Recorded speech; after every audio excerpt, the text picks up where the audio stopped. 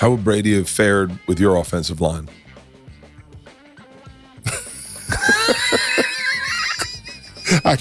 You don't want me to answer that, dude. Hey guys, the Tops Off World Tour is coming to an end in 2024, and then, I can't believe I'm saying this out loud, I will be taking a long break from touring, but not before Casper, Wyoming, Loveland, Colorado, Colorado Springs, Rio Rancho, New Mexico, and then me and Tom, February 10th, are in Las Vegas for the big game at the MGM Grand Garden Arena. The following week, Bakersfield, Reno, San Francisco, Stockton. I will see you guys on the road. Tops Off World Tour. Enjoy the podcast. I cannot tell you. Is it okay if I call you Doug? That's my name. I know, but you're Mr. Williams to me. No, Doug is great. I cannot tell you what an absolute dream come true this is. Well, it's my pleasure to be on with you. I promise you. I've said this a number of times. You, when I was 6 years old, you came to Tampa, and I am a huge Bucs fan, and you were a huge role model for me. And my dad, I learned so much about life by watching your experience in Tampa. My heroes were you, Jimmy Giles, Ricky Bell, James Wilder, Batman Woods, Leroy Selman, Dewey Selman, Kevin House. You knew the team. I knew everyone. I called Isaac, what's his name? Ike. Ike Hagan, yeah. Ike Hagan, yeah. Right. And so I was such, and I wanted to be a quarterback. That was, obviously that's the position everyone wants to be. And my dad, when watching those games, and I just talked to my dad a couple minutes ago, and he said, I was telling him all the games I remember, and I said, I don't know which ones we saw on TV or we didn't. And he said, buddy, they were all blacked out. They were back then. He goes, if you saw a game, you were at the game. I said, so I saw him throw that from his butt on the Lions, and he goes, we watched that. He goes, we watched his first win in Tampa Bay. They stormed the field and tore down the goalposts. I remember the game against Kansas City when it was raining so hard, it was coming down the stairs. And all of a sudden, all these memories are very visceral for me. But my dad would come. I remember you threw a pass into the end zone to Jimmy Giles, and my dad leaned over and he said, buddy, it's what you got to love about Doug Williams is he has a rifle for an arm, but it's his touch. And as a kid, whenever I would throw something soft, he goes, you got Doug's touch, buddy. You got Doug's touch. Yeah, Jimmy Giles was my guy. My dad would, if I didn't go to church, my dad would go, that's so crazy. Jimmy Giles was at church today. And I was like, wait, for real? And he was like, at the Catholic church? Yeah. I lived down the street from there. Really? On Clendenin Drive. Yeah. Yeah. So when Jimmy came to church on Sunday, I knew he was there. I lived right down the street from him. It's so crazy. I want to talk about the Bucs. I want to talk about the Redskins. I want to talk about everything. But I want to start by first talking about a little bit for frame of reference for everyone to know about your childhood. Because your childhood, I heard Shannon Sharpe say he didn't have running water till he was 10 the other day. I was 14. The crazy thing about that was the fact that, I'm not the oldest in my family. Yeah. I'm the sixth youngest. Really? I got two younger brothers. So I had five in front of me that was older than I was. So if I was 14 before I got running water, I got a brother that's 15 years older than me. Just imagine how long he did not have running water. But the whole neighborhood was kind of in the same boat pretty much. Everybody had a draw well in the backyard. And I grew up, until I was 14. When we first got running water, man, I think I flushed it 15 times just to see how it works. Do you still have a taste for well water? You know what? That's the best water running. My wife grew up on well water. I'm telling you, it's cold. When you can get that water, man, that's fresh water. Now, how do you feel about hot showers and cold showers? Well, when I grew up, we had a number 3 tub. I don't know if you know what that is. That's a big old round tub. So we had to draw the water, we had to heat the water, and we had to pour it in the tub. So it wasn't like there was a lot of water in the tub. It was enough water to wash yourself off and over. Yeah. And thing about it, you couldn't throw it out because your little brother had to take a bath in the same water. The first time my wife said, we share water, I went, no, we do not. Oh, no, that happens. I'm telling you. Hey, they was in line. When I got out, they got in. That is the honest God truth, right? That's great. Zachary, Louisiana. Zachary, Louisiana. Where in reference on a map? Where's Zachary? Is that near north? Baton Rouge. It's about 20 minutes north of Baton Rouge. The two most famous people that ever been to Zachary, Louisiana is myself and Ella May. Really? From the Beverly Hills building. Yeah. She's from that area too. Wow. Yeah. But no, Zachary is it was a small town. Now it's, since Hurricane Katrina, it's grown a lot because a lot of people moved up there. Yeah. And Zachary broke away from the East Baton Rouge school system and formed their own school system. So they got one of the best school systems in the state now. Did you have any Creole ties? No, we was a little higher than them. They was down that I-10 corridor, down that way. That's where they were. We was up a little higher. Oh, wow. And you didn't start playing football. You were a baseball guy, right? I was baseball. My oldest brother, man, was my idol, my mentor. He played baseball at Grambling State University. His record is still standing. He was 35-1 as a pitcher. Holy cow. And he went to the Cleveland Indians, but he hurt his rotator cuff. Yeah. And back then in 1964, you hurt it was over with. Yeah. And he came back and he was my first coach as a football player when I was 8th grade. And he's the one that made you become told you should be a quarterback. Well, he gave me an ultimatum. I didn't want to play football. Football was the funnest thing for my heart. Really? Yeah, I'm a baseball and basketball. You remember Pete Maravich? Of course. He was at LSU during that time when I was like 8th grade. Well, I thought I was Pistol. I wore floppy socks and everything. I wanted to be Pistol Pete. I didn't want no part of football. It wasn't gonna hit me. So he started the 8th grade football team, and he came to me. He said, "Hey man, you gonna play quarterback for my team?" I said, "What team?" He said, "For the football." I said, "No, I'm not playing no quarterback." So he said, "I'll tell you what, I give you an ultimatum." He said, "You either whip me or you play football." I ended up playing football. And that's the best decision I made. That's crazy. That's wild. I was a big baseball guy too, but it was just I got hurt in 9th grade, and I got hurt once. I was like, that's not where I want. That's why I didn't want no part of football. I thought football, man, you can't survive in football, but I found out it's a way to do it. Do you have? I know that. I really don't want to talk about race much at all in this podcast. I'm sure that you get that's up to you. I'm here for you. No, but I know that I've heard that time in Louisiana was rough. Do you have fond memories of childhood? I got a lot of fun memories. Yeah. Growing up, I lived in an area on Plank Road. The name it was Highway 67, but they called it Plank Road, and it ran from Baton Rouge all the way up into Mississippi. Yeah. Straight down there, and during that time, that was a section that I lived in, about a mile long, was Pride Port Hudson Road and Lemon Road.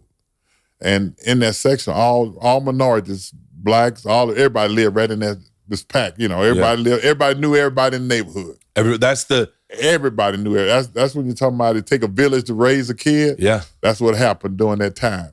But every Friday night during that time, the Ku Klux Klans used to burn a cross at each crossroad. You didn't know when they was coming or what have you. It might be 3 o'clock in the morning, might be 10 o'clock at night. You didn't know. But it was going to be a cross burn right in there. And I think all the men in that area, used to get together because they didn't know when they was coming, so they couldn't just set up and wait for them. Yeah. But when they see it burning, they call, hit on doors, and they'll just try to find somebody up there. They couldn't catch them up there. But it was one of those situations that everybody believed that it was more of a scare tactic than it was anything, but that was during the time when the civil rights era and all that was going on. It was in early 70s, 60s, right? Yes, early 60s, 70s. And, we wasn't allowed on the streets at night. My mom said, y'all got to come on home. You can't walk the street. It was 2-lane highway with a little shoulder on the side. And we didn't play around out there. Really? Ole Miss played LSU, when they came down, they come down, all the rebel flags was flying, so you had to get off that road. One day, my grandmother, who lives probably a quarter of a mile away from us during that time, and I went to the store for her. And I was on my way back up the road to give her the groceries and stuff, and coming back, I was met with a milkshake, hit me smack in the face. I'm just glad it was chocolate because it tastes pretty good. But that's one of those things that you got to be. It could have been a baller, could have been a Bill King, and it did not happen. But that's why my mom and dad always told us to be careful. Yeah, I grew up in two neighborhoods in Florida that were one of those where everyone knew everyone. Everyone, yeah. And then when we moved to LA, we lived in a building where no one knew anyone, and my wife didn't want that. And so we moved to a neighborhood where everyone knew everyone. That's tough. Think about my mom and dad when they went to work, Mr. Johnny, Miss Annette, Miss Roach, and Miss Mary, Mr. Johnny, Miss Cindy, and everybody, we were surrounded. And if we did anything, my mom and dad got the report when they got home. And the thing about it, they all had permission to whoop our behind if they wanted to. If it was bad enough, we caught a whooping. And the worst thing about that, we was going to get another one when your parents get home. Yeah. Yeah. My wife spanked my daughter. I've never spanked my daughters. Hey, look, I know how it's like. You got kids, you don't want to whip them, but you got enough for them. I can tell you that. So where was your first choice to go to college? Because I know your mom said you were going to Grambling. Well, you know what? Southern University, because it was close to home. See, my home in Zachary now is probably 20 minutes from Southern University. And my thing was, I wanted my mom and dad and my family to see me play. Yeah. But everybody that had went to the high school, Cheneyville High School, where I went to school, went to Grambling. All my cousins, the Dyers, the Shanklins, the Bennetts, my oldest brother, all of them had went to Grambling. Yeah. So it came about. Tennessee State was recruiting me, Jackson State, Mississippi Valley, Tennessee, and Southern University and Grambling. And that was a guy who did all the recruiting for Coach Robinson. I want to talk about Coach Robinson. His name was Adolph Bird. At that time, alumni could recruit for you. Yeah. And he had played for Coach Rob. So Coach Rob had never seen me play, but Adolph Bird had saw me play 3 or 4 times. Yeah. And he was recruiting me, and Coach Rob, late one night, called my mom. We had a party line. We had 13 people on the party. So, chances you getting the phone was slim and none. Wait, explain to people listening, because, my daughters don't know how to work a telephone. So, one time they were at a hotel, and my mom called, and they answered, and then they gave it to me, and they go, "It's done. Can you turn it off?" And I said, "You just hang it up." And they said, "Well, how do you do that?" And I said, "You just like that." Yeah. And they're like, "Okay." So what was a party line? Because I know what it is. Back then, that was that old dial of, it ain't had no push button. Well, anyway, on that line, you had other families who had a phone with on that same line. And if you pick the phone up, somebody was talking, you say, "Let me use the phone," or what have you, and they might curse you out, do whatever, and you hang the phone up. But as a kid, if I was on the phone or my brothers, sisters on the phone, anybody in the neighborhood who was older than us, they say, "Is this Robert's boy? Let me use this phone, boy." You hang that phone up. Because you had to. But everybody could listen in on your call, because they can take that phone and screw that when you speak into, you can't hear them. They put it right to their ear. They hear whatever conversation you got. But late one night, Coach Robinson I guess he got through, and my mom answered the phone, and him and my mom had a conversation. And I was in the bed, and my mom came and she woke me up, and she said, "Hey, I just got through talking to Coach Robinson." I said, "Okay." She said, "You going to Grambling?" I said, "Going to Grambling?" She said, "Yeah." I said, "Why you say that?" "Because he said you're going to graduate, you're going to go to church, and you're going to get your degree." And that was it. That was it. That was it. It was case closed. Well, I want to know about Grambling in the 70s. Because I've become obsessed with HBCU.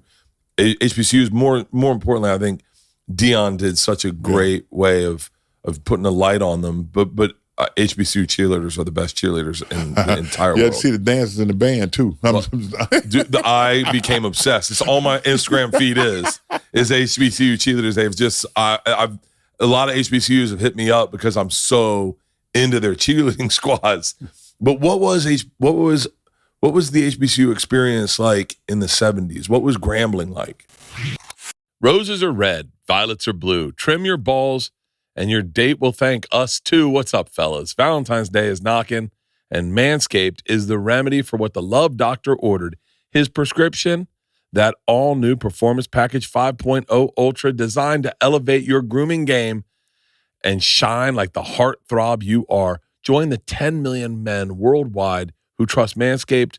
With our exclusive offer, go to manscaped.com to snag 20% off plus free shipping with code BERT. Let's talk about the hero of Valentine's Day, the Lawnmower 5.0 Ultra. Dude, I love this thing. I think about this thing anytime I pick up any clipper because they have nailed it. They have nailed it. This electric trimmer features skin-safe technology, guarding your Valentine's Day treasures against any grooming mishaps. It also comes with their brightest LED spotlight yet. It's brighter than the best romantic smile you're ever going to see. Perfect for precise grooming, even in the trickiest spots. Oh, and it's also waterproof, making the shower a breeze to shave in. Get 20% off plus free shipping with the code BERT at manscaped.com. That's 20% off plus free shipping at manscaped.com and use code BERT because your grooming upgrade awaits. Ready to charm your Valentine's dates? This show is sponsored by DraftKings. Looking for a super offer for Super Bowl 58? DraftKings Sportsbook has you covered. New customers can bet on the big game and turn $5 into $200 instantly in bonus bets. Download the DraftKings Sportsbook app now and use code BERTCAST. New customers can bet $5 to get $200 instantly in bonus bets only on DraftKings Sportsbook, an official sports betting partner of Super Bowl 58 with code BERTCAST. The crown is yours.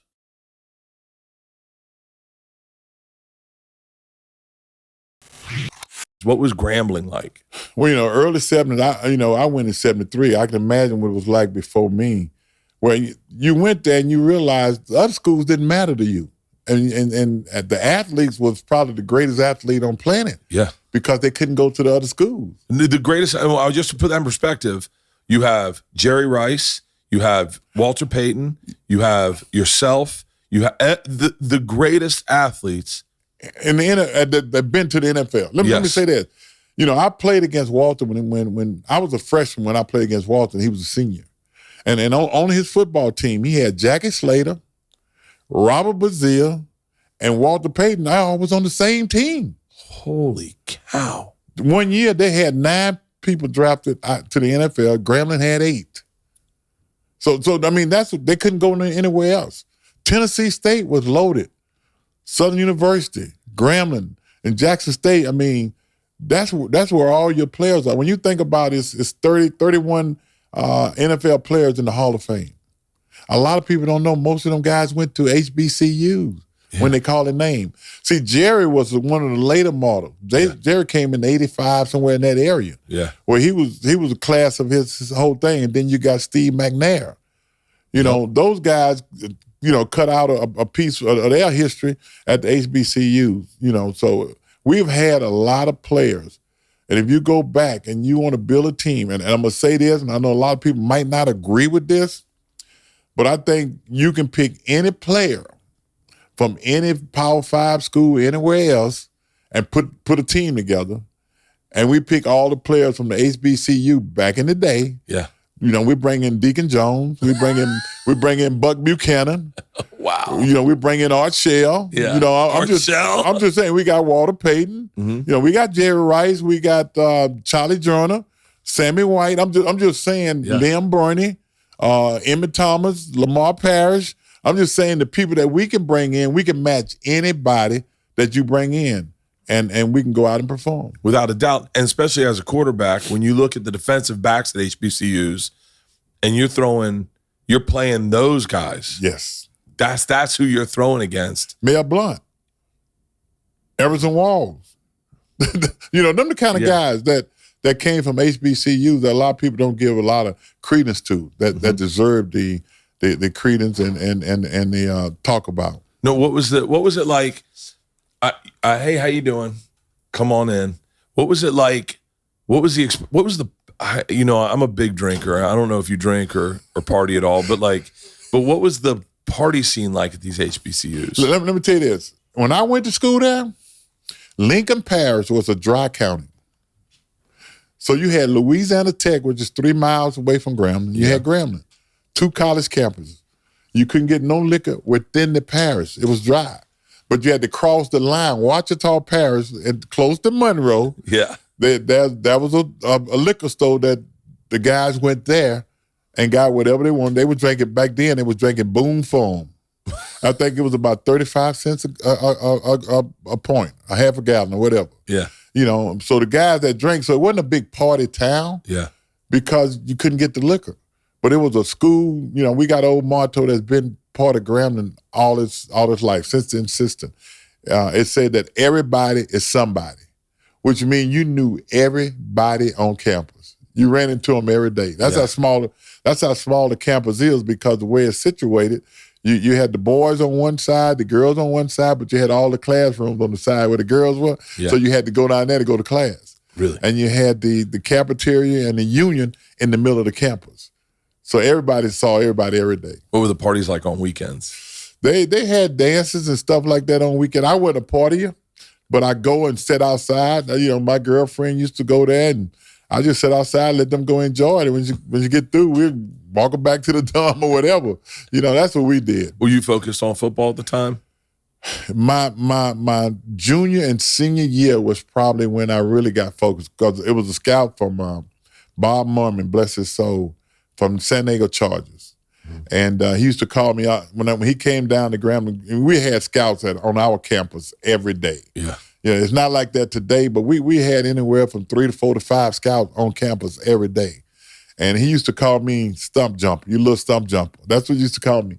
Every time he came, I looked for Bob, because I just wanted to speak to him. Yeah. And I used to get those stickers and put them on my books, San Diego Chargers stickers and stuff. And my senior year, going in my senior year, he told me, he said, hey, Stump Jumper, next year, I might be coming here looking at you. And, right then, they gave me some incentives. Yeah. And I made a pact with my girlfriend at that time, and I told her, I said, look, we only going to get together on Thursday, because during the week, it was all about football. God. Yeah. That mindset's the stuff they talk about on the internet now. Nah, I tell you what, today's game, if your mind not in it, and the thing about it, they got so many things to take their mind off it. The money make them be able to get certain things, do certain things. They lose concentration. Yeah. But this game is about dedication. You got to put your mind into it and let the money take care of itself after the football is over. But right now, it's all about football. Yeah. And you got to play with Eddie Robinson. You've got to play with, I'll just name 3 legendary coaches: Eddie Robinson, John McKay, and Joe Gibb. And I would love, I'm obsessed. I know you're not probably a big internet guy, but what's happening on the internet right now is you have a bunch of guys, some really valuable and some just copying, giving you life advice about polar plunge, sauna, morning sun. You need to be dedicated. You need to be up at 3 a.m. But these coaches were the first generation of those leaders.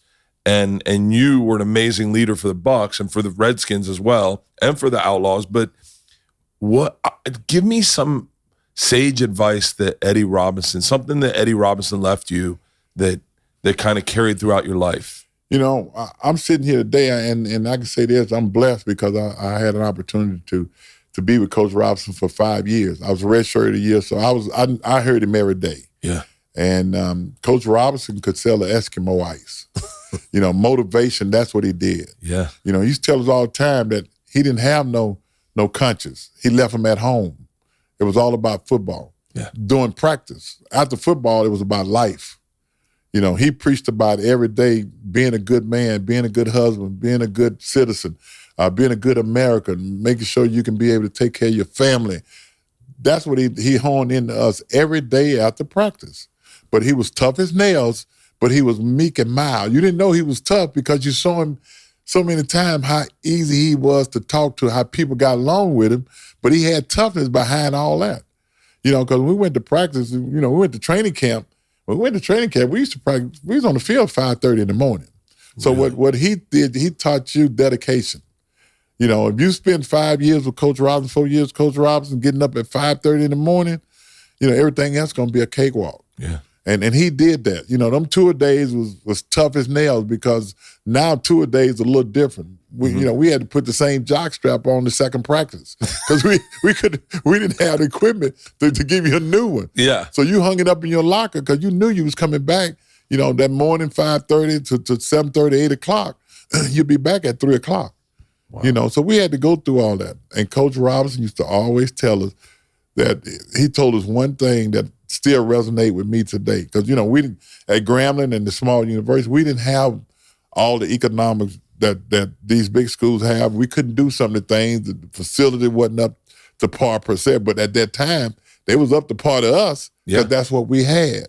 So we worked with what we had. So Coach Rob used to tell us that we've done so much with so little, you can almost do anything without nothing. And that's the mentality we had.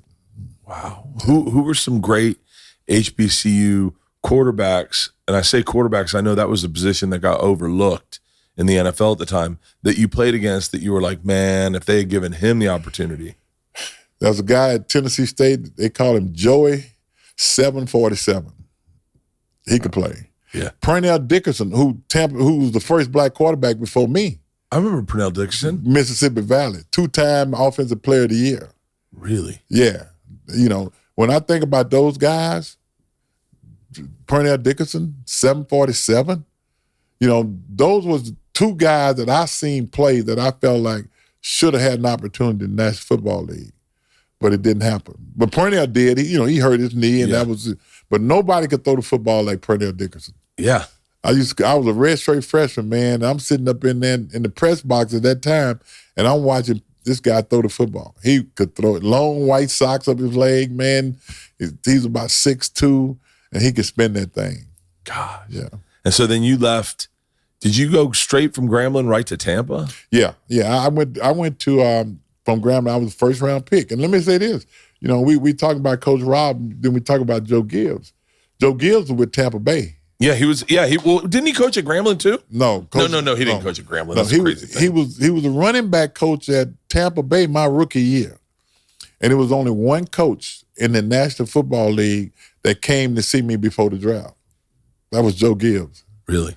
We spent 2 days together. I was doing student teaching at Carroll High School, the same high school that James Harris went to. I was doing student teaching there, and the thing about it was such one of those things. Eddie Jr. was coaching at Carroll High School, so I was up under Coach Rob's son at Carroll High School. Yeah. And the principal, when I was first grade at Cheneyville, was the head coach at Cheneyville High School. That's the connection when I went up doing my student teaching there. Wow, and I heard you say that had you not gone, if you'd gone any lower than the third draft, you just go back to coaching. That was my mindset. Because, I wanted to be a high school coach. That was my dream because my oldest brother was a coach. Yeah. And I wanted to be a coach. And I went to Coach Rob. I said, Coach, if I don't go go between 1 and 3 rounds, I said, I don't want to go. Yeah. And Coach Rob said, oh, hell, Cat, you can't do that. I said, what you mean? He said, hell, you got to go. You got to show them you can play. Yeah. That's the last thing I remember before I went to the Senior Bowl. We played over in Hawaii, not in Hawaii. We did play in Hawaii, but we also played in Japan. Yeah. And played tempo in Japan. And we came back and we won the game. And going back, the guy who was putting on the Japan Bowl at that time, they used to have a Japan Bowl. Like they have all these All-Star games. What kind of a culture shock was Japan in 1977? Well, we had our team. The shock was they had so many cameras over there and you could hear them. There was so many cameras, and you should go in the room. The beds were so short, you hung out the bed, and if you didn't duck, you hit your head on the ceiling. That was the culture shock, but it was great because of how they received us. I mean, it was so loud. The band was over there. They had a parade, man. It was unbelievable. What plane? Did you guys just fly commercial over there? No, we had charter flight. Shut up. Yeah. I'll tell you right now, if they have that if anyone's got footage, I'll pay top dollar. Yeah, see, we didn't had a guy by the name of Mr. Najita. That's who paid for everything. Really? To come to Japan. Yeah. This is awesome. We went twice. We went 76 and 77.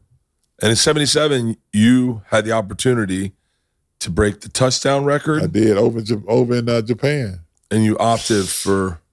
See, to me, it was about winning, number one. And, Temple had beat us in 76 up in Philadelphia at Veterans Stadium, 31-30 on the last second pass. Yeah. So to me, it was a revenge game. And we got the ball back with three minutes or something left on 15-yard line. We had to go 85 yards with about 3 minutes or something left. And we went down, third down. One of them, we got in a situation. I had to scramble for a first down, so we was able to move the ball all the way down the field. Got to the 10-yard line, with about 30 seconds left, and Coach Rob called timeout. And he said, "Okay, Cap, what we gonna do here? What you want to throw?" I said, "No, Coach, we know." I had thrown 32 TD passes. Dennis Shaw at that time had thrown 32 TD passes, and 38. 38. I had 38. And Coach say, "Hell, what you want to throw, Cap?" I said, "Coach, we not gonna throw." He said, "Hell, Cap, you don't need but one to break the record." I said, "We got to win, Coach. We got to find a way to win." Yeah. He said, "Well, hell, what you want?" I said, "Let's run the sweep." And he said, "Hell, you want Odell?" Odell was starting tailback. I said, "No, keep Odell on the sideline." I said, "Because if Odell come out, they're gonna know you run. They know you're running." Yeah, and they know you got the record. They know that you're going to be throwing. I'll tell you what happened. So wait, let me guess. They load up the end zone with defensive backs. They dropped 9 in coverage. They dropped 9 people in coverage. Oh, it's a no-brainer. The sweep went in untouched. Wasn't nobody around Floyd Womack when he scored. Not a one. Not a soul. And after that game, went in the locker room. That was the same week where they was giving out the Heisman Trophy. And Coach Rob said, "Hey, the Heisman Trophy winner is in this room." That's that was probably the highest compliment that a player could be paid by his coach. Was it hard leaving him? I know I had to go, but I talked to Coach every night. We talked every night. Really? Yeah, Coach, man, he wanted to know what was happening, and "Hell, Cap, what you do on this and that?" But I talked to him every night, and it wasn't hard because I got an opportunity to go to pro, And it wasn't about the money per se. It was money, but it was an opportunity to play in the professional rank. No, were you undeniable at that time? Because you went in the first round. Warren Moon came out the same year. Did he really? It's so funny. Warren came out the same year. He went to Canada, and he was the MVP in the conference and in the Rose Bowl. Warren MVP. I don't know why they didn't draft it. Warren should have been drafted. Warren Moon had a spectacular career. Yeah, and I was the only quarterback drafted in the first round in 1978, and that was by Tampa Bay, who had the first pick, and they traded it. They traded the first pick of the draft to Houston. Oh, okay. And they picked Earl Campbell. And then Tony Dorsett went to the Cowboys. That was the year before. That was the year before? Yeah. I remember Ricky Bell and Tony Dorsett. That was 77. We went with Ricky Bell. Yeah. They went with Tony Dorsett. Yeah. These are all, I got to tell you, my knowledge is all from sitting in those steel seats in the big sombrero. And my dad was obsessed. My dad was from the North. Okay. So he was obsessed at making sure I didn't grow up with a Southern insight into the way football was supposed to be. Yeah, right. My dad still is very progressive. He was supposed to be here today, but he was getting sick, and I said, "Well, don't come." Right. But my dad was a tremendous. You were a tremendous inspiration to my dad and to me and to everyone. But I remember Ricky Bell. Man. Ricky Bell passed away prematurely. 83, man. Look, Ricky Bell, for me, he was probably the one guy that probably kept me under wrap, because when things wasn't going good, you hear the people in the stands booing and stuff, and he had already been through it because people thought they should have got Tony Dorsett over him. I heard that a lot. Yeah. So, I heard that around us, right. Around in the seats all the time. So, after a game or stuff like that, we'd be sitting at the locker, and he'd come back, he'd sit down and say, "Hey, man, you just got to keep your head up. You just got to keep plugging away. This was in 78, because we ended up, I think, with 4 or 5 games we won in 78. But early on, he used to come to me every day and say, "You got to keep going, man. You got to keep pushing." That was a spectacular season considering 77 we won 1. Yeah, 79 was our year. Oh, we'll get to 79. We'll get to 79. Now, so you leave Grambling, you come to Florida, you move to Tampa, you get, if I'm not mistaken, $120,000. Let me say this. My whole package for 5 years. Now, think about this.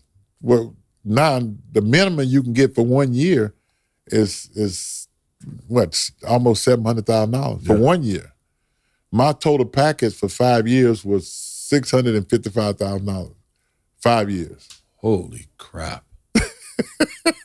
Did that seem? It's the lowest. It's the lowest you can pay a quarterback. I think at the time. It really, honestly, I think I sat out a week. I didn't come in for a week to try to contract negotiation. Yeah. I sat out for a week. My agent was Jimmy Walsh, was the same guy that had Joe Namath at that time. They were calling you the Black Joe Namath in college. They did. I got an AutoCAD Home 9 scrapbook, and they got a picture that say the Black Joe Namath.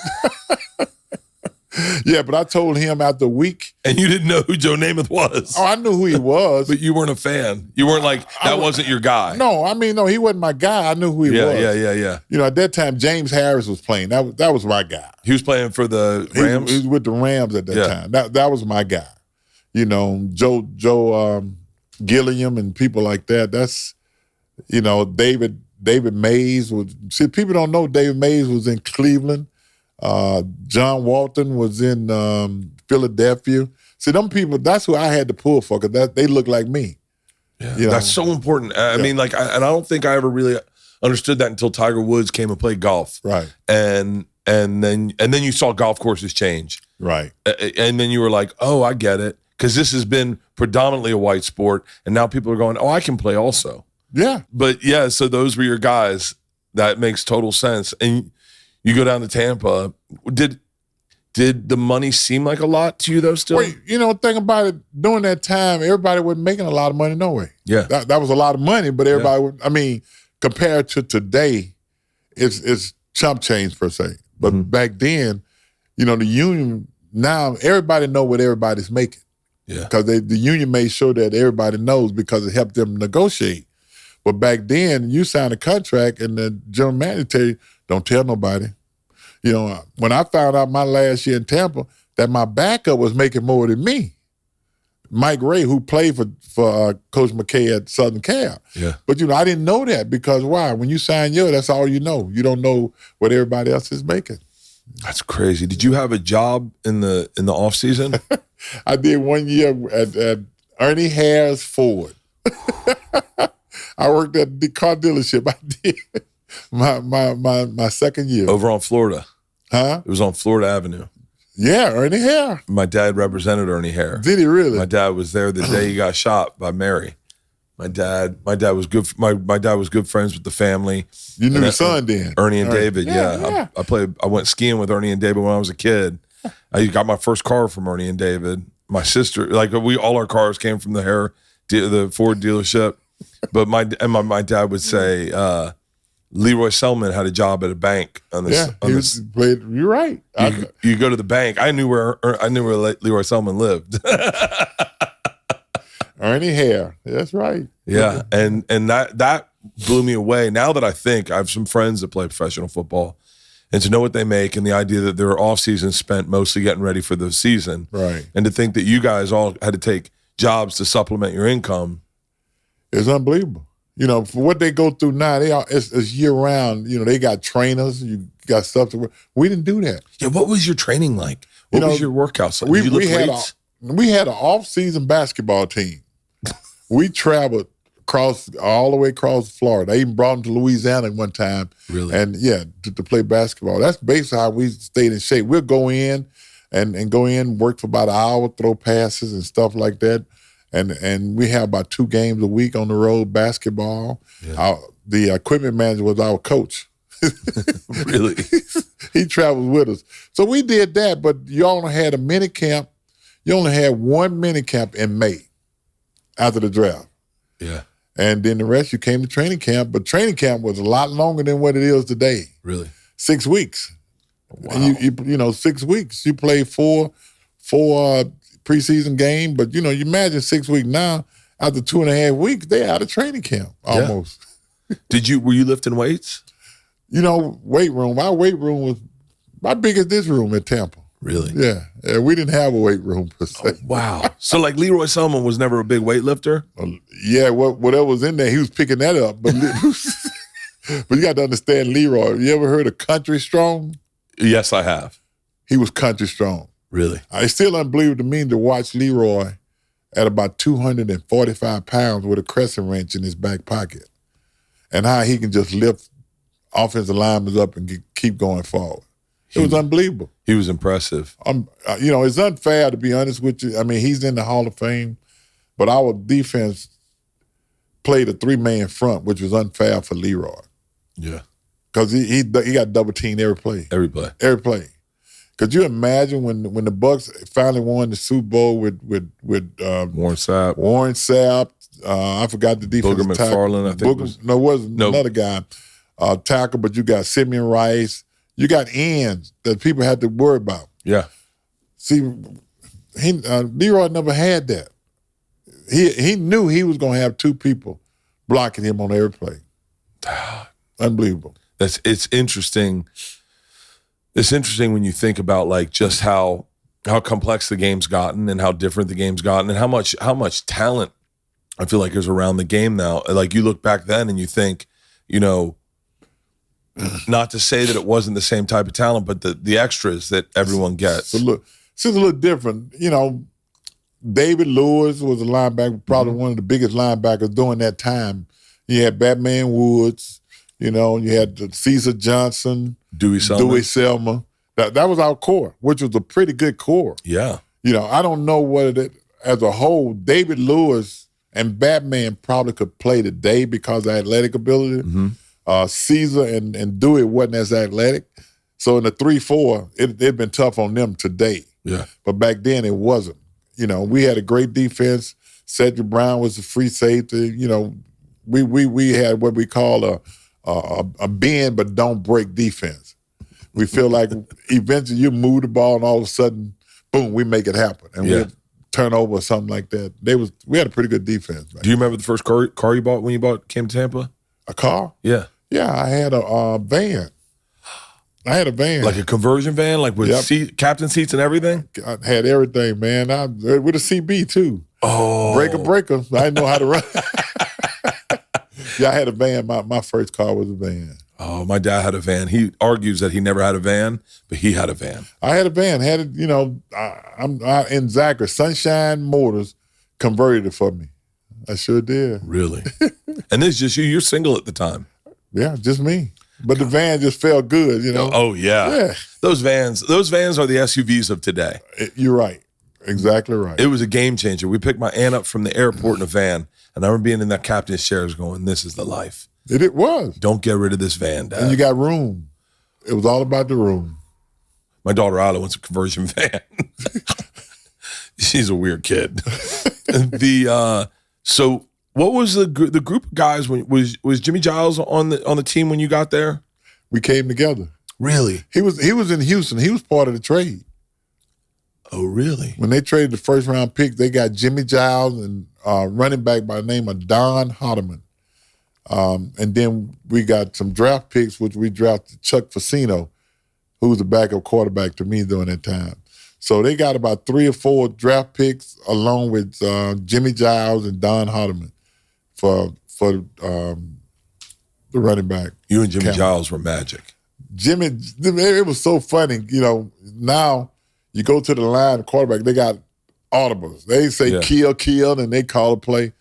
Well, when we had a pass play on, and I know it was going to be, we needed a first down, I used to go to the huddle, go to the line of scrimmage, just look around before I get into the signal calling.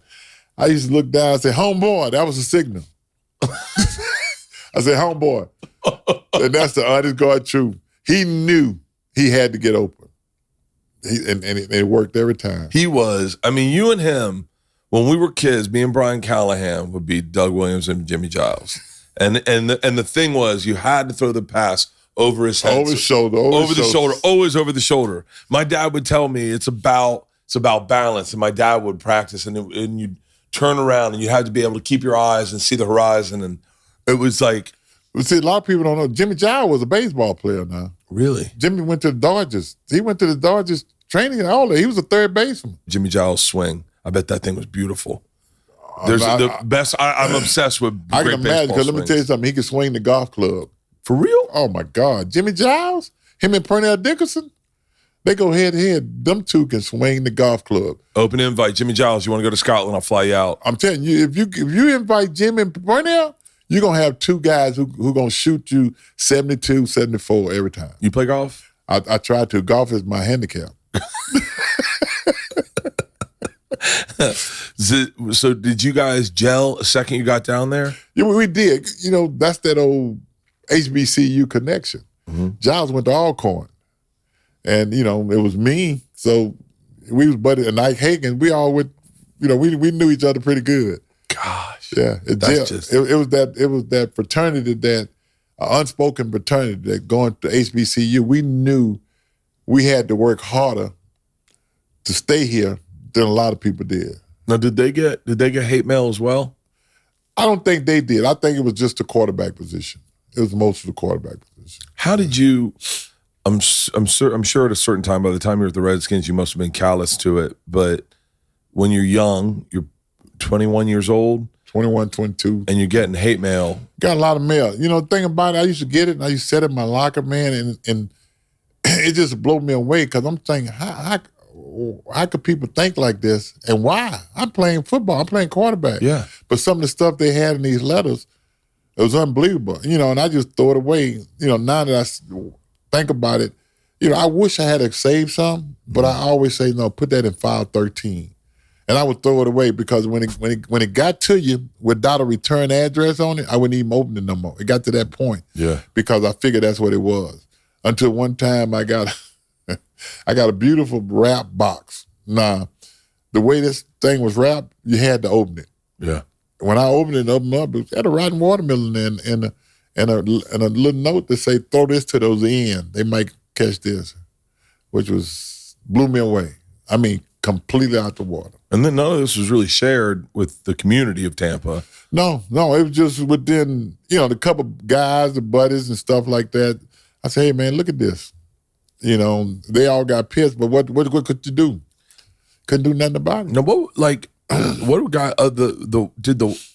Did the white guys on the team empathize? Not to put any weight on them, but I know that I know the whole roster practically.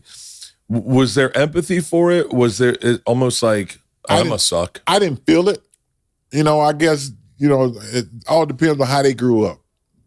They probably grew up and say, okay, that's a natural. Don't worry about it. Don't get involved in it. Yeah. And I think that's what really happened. But I never had a problem with a teammate. And I tell people that all the time. I never saw any racism in the huddle or in the locker room. Yeah. Now I don't know what their mindset was. Yeah. You don't know what a man's mindset. It probably been that or whatever. But at the same time, it didn't bother me. Yeah. The John McKay. John McKay is epic. For anyone who doesn't know, John McKay has the best quotes ever from a coach at a press conference. One time, this is my dad's favorite. One time he said, "What do you think about your defense execution?" And he said, "I'm for it." I'm for it. I remember another day Ricky Bell had carried the ball 42 times. And they asked Ferris, I said, well, why did you give Ricky Bell the ball 42 times? He said, it ain't heavy.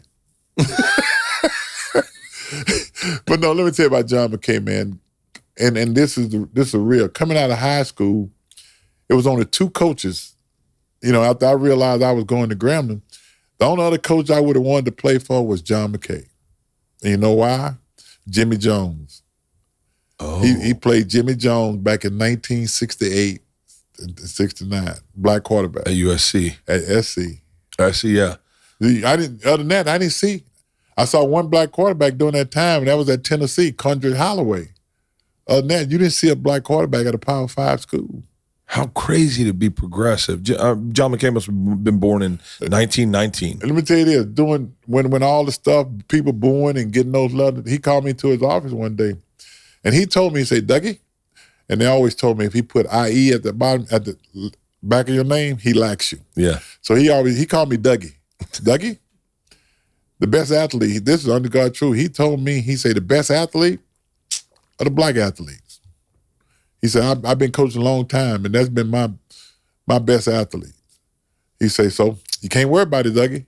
You just got to go out and do what you got to do. Now, he went up in the stands one day behind fans because of, they told him to take those ends back to California. He was going up in the stands. Players had the whole coach to tell him to go to the locker room. Really? No, he'll fight for you. Yeah, people forget, and I mean this with respect. I'm from Tampa, but people forget that Tampa was not the Tampa it is today. You know what I say, huh? You can't go no further south because if you go any further, you're in the Gulf. That's the honest God truth. That is the truth. No. Tampa was a very, very racist town during that time. But, you didn't know it because most of the blacks stayed in one area. It wasn't like spread it out. I know where I was telling you where I lived down from the Catholic Church. I was the only one in that neighborhood at one time, and then Wally Chamber came down and moved 2 houses down from me. Really? Yeah. Mm-hmm. Yeah, Florida was very segregated, in my opinion. Even when I went to college in the 90s, you had FAMU and you had Tallahassee, you had Florida State. And even still, it seemed like broke up. One of my good friends, a rapper named T-Pain, and he grew up in Tallahassee. Right. And we talked about it one day, and he was like, yeah, man, it's just the way things were. It seemed like there was one street, Nebraska, and that was where everything, and that's where we got, I'll tell you, as a kid, we used to play Hillsborough. Hillsborough was the predominantly black high school. And bro, when you faced... Is that where Dwight Gooden went to school? Gary Sheffield. Yes. They all went to school there, and there was a difference just in playing them because their stands were just packed and loud, and you were just like going, oh God. I never played Dwight Gooden, but like I played his cousin, and his cousin threw heat. I know you're talking about big guy. He had a couple. Gary Sheffield was one of his cousins. That's his nephew. That's his nephew. Gary, and then Kiki was one of his cousins. But man, that was just. I used to go down where they played Little League when they went to the World Series. Yeah. I gave them money to donate it to them to go to the World Series back then. They used to play down Hillsborough by the graveyard down there. They used to play the Little League baseball. Yeah. Wow. And so did you guys hang out a lot off field, or were you pretty? I didn't see Dwight. I was probably a little older than Dwight. You were older than Dwight, yeah. I didn't see Dwight that much. Didn't see Gary. I didn't see Gary mostly until after my playing day was over and I went back to work for Tampa. Yeah. Because I had a friend that lived in the same area that he lived in. So I would see him every now and then. Oh. And now how about you and the team? Did you hang out with Ricky Bell and Ike? And Ricky Bell didn't hang out. Really? No, that's one thing about Ricky Bell.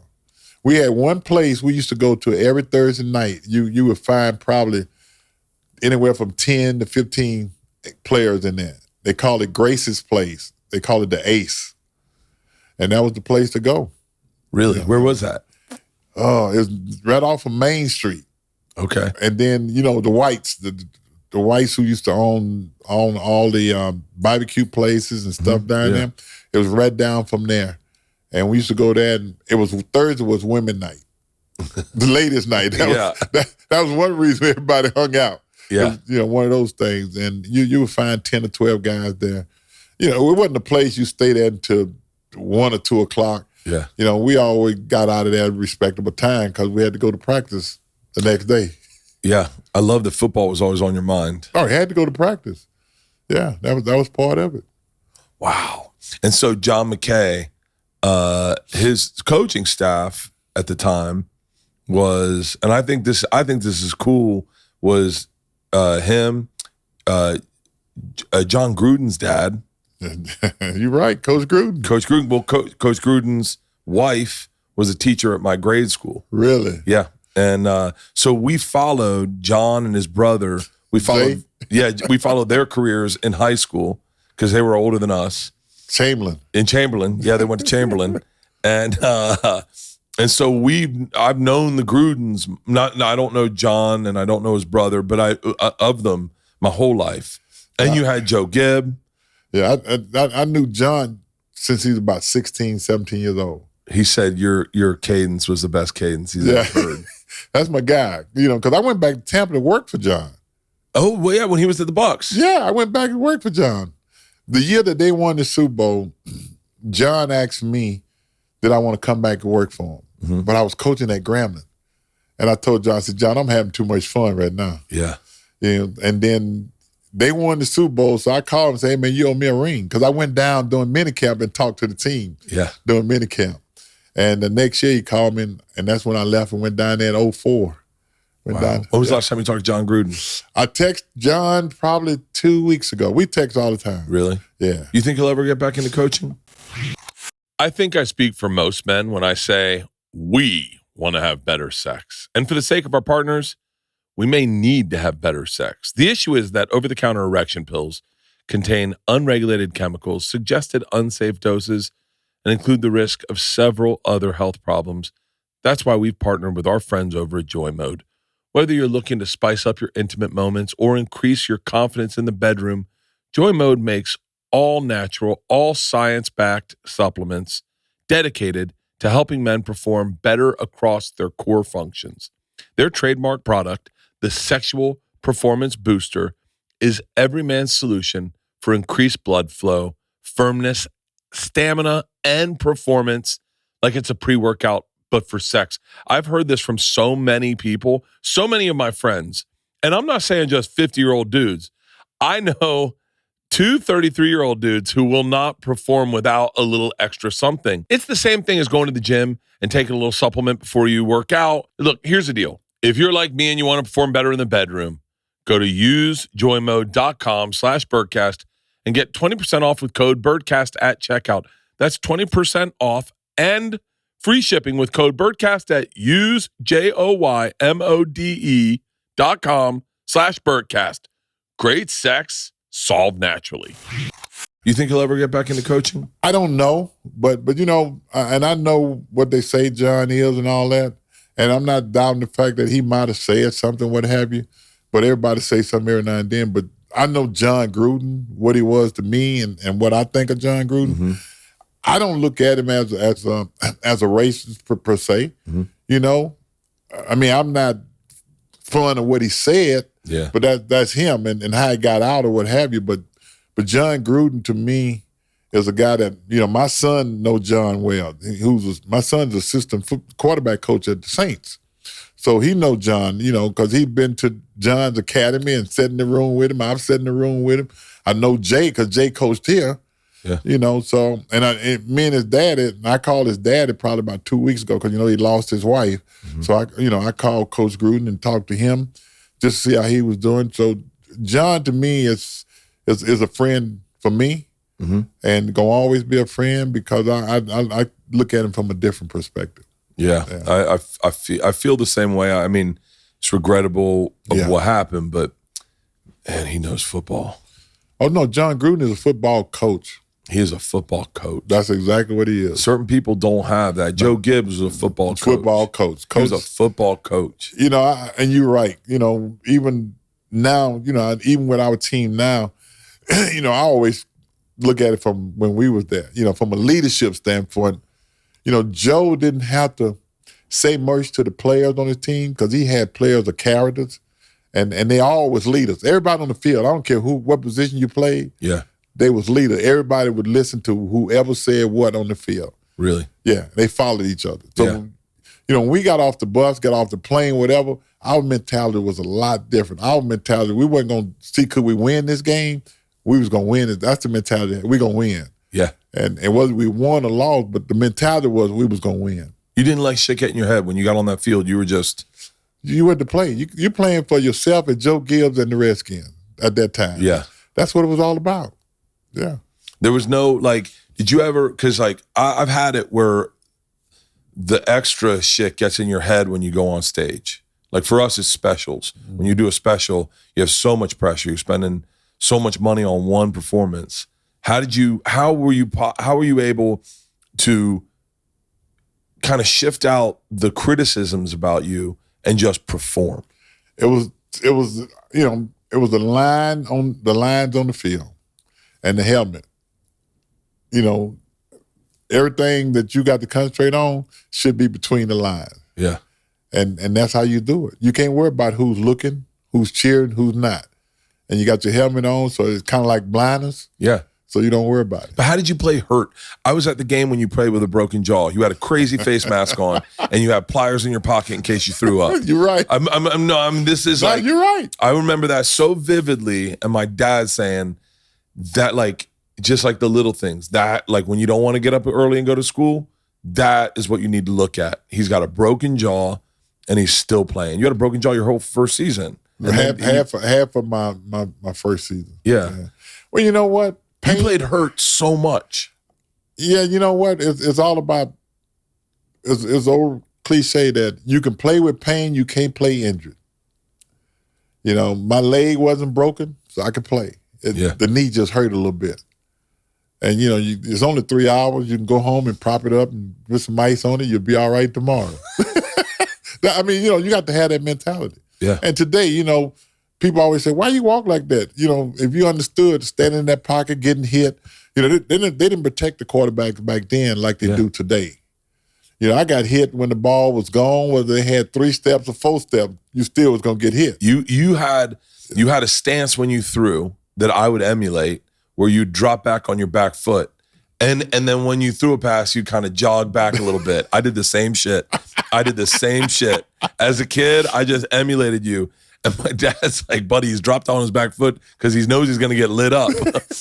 You can't be, you know, if you stand there, you plan it, that's when you get injured. Yeah. You got to be light-footed. You got to keep moving. A quick pivot, but like, to see the quarterbacks today and how much protection they have, and I'm not saying, listen, I'm by no stretch of means do I not think it's tough being an NFL quarterback, but compared to when you were a quarterback, I actually think the entire quarterback position changed because they were so rough on the quarterbacks, and they realized if you don't have a quarterback that could scramble, you're screwed. Today league is a quarterback league. Yeah. You know, you don't win if you don't have a quarterback. And I think that's one of the reasons why the protection is there for them. And you got to be able to move. Because let me tell you something, if you're a stature today, you're in trouble. Yeah. Because these blitzes and these athletes and stuff coming at you, you can't move, you're in trouble. I mean, we're fortunate here now. Sam Howell is, to me, you know, is a guy that we got to find a way to put some people around him to give him the protection. Mm-hmm. And plus, he can move. He can sidestep you. He can throw on the run, and he can run it. Yeah. So, but we look across the league, that's basically what they got now. Mm-hmm. Yeah. You know, you don't have – Brady was probably the greatest quarterback to play in this league per se, you know, because you got Joe Montana and you got Peyton Manning. But those guys, Peyton Manning and Brady, wasn't shifted.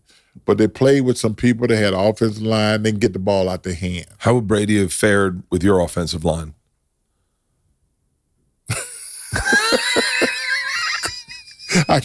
You don't want me to answer that, dude. No, I don't know whether we would have had a Brady. I'm being honest. Yeah. Behind that line. Do you ever look at the current rules and the way football's played and think, Josh, if I could just get up there. Man, I tell you, if I could eliminate some of the hits that I took during my time as a quarterback, I probably would be walking straight right now. You took some vicious hits. I wouldn't be limping right now. Let me say that. You know, I've had 5 knee operations on my left one and 1 on my right one. You know, back surgery, neck surgery. You know, I had all that because, you know, that's the wear and tear on your body. Yeah. You know, I don't care what you do. If you get hit as much as me or anybody else, it might not look like it now, but down the road, you're going to see the wear and tear. Because I'm thinking about, bless his soul, Walter Payton. Walter Payton never missed a game because of injuries, you know, and he had a bad left knee. When Walter Payton retired, I saw him in the airport one day, and he was dragging that left knee. And I'm looking at Walter. I said, boy, that don't look like Walter Payton. Yeah. I said, what's wrong, man? He said, man, my left knee. You know, that tell you it's the wear and tear. It'll take a toll once you walk away. It'll take a toll on you. Yeah. Mm-hmm. That's crazy to think that our quarterbacks we see today that are getting these GOAT statuses, when you look at the way the league has progressed, you realize sometimes maybe they don't acknowledge the gifts they've been given by the change in the rules. And Because you got who? Is there anyone where you wake up sore and you think about that person like Deacon Jones? You're like, man, I wish he hit hard as shit. No, it's only one guy that I can remember more than anything. A guy by the name of Edgerrin Johnson, Green Bay Packer, defensive end. He the only guy pretty much saw me in half. He hit me in my back. It was like one thing went this way, my back went this way. I mean, that's probably the hardest hit that I can remember. Really? Was when Edgerrin Johnson hit me. And I today I'm still talking about that. 30-some years, 40-some years ago, Edgerrin Johnson was playing defensive end for the Green Bay Packers. Wow. And I can remember that like it was yesterday. Do you think had they negotiated your contract correctly that the Bucs would have been a dynasty?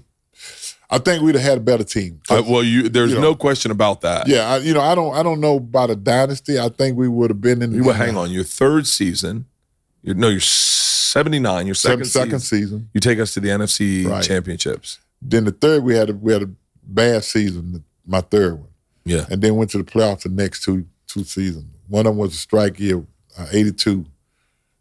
2 seasons. So 3 seasons we went to the playoff.